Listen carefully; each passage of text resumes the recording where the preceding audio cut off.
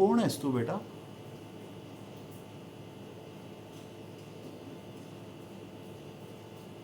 आणि तू हे जे काही करतोयस ते बघून असं वाटतंय तुझी देवावर नक्की श्रद्धा आहे.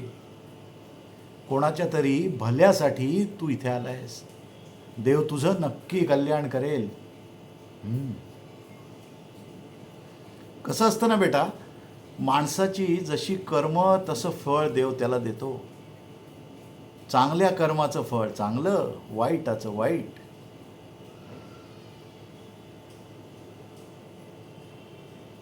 पण कधी कधी असं होतं ना बेटा,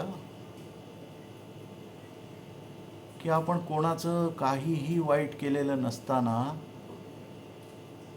दुसऱ्याच्या पापाची शिक्षा देव आपल्याला देतो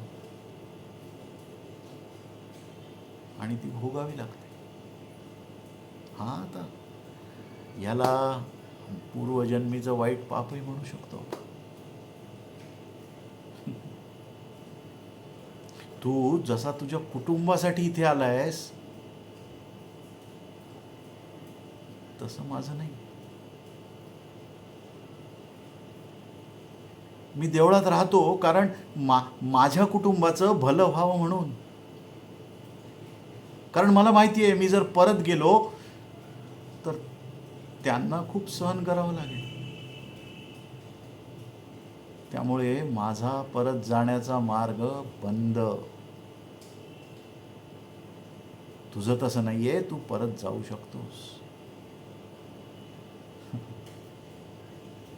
का कोण जाणे, पण तुझ्याशी मला बोलावंसं वाटतंय.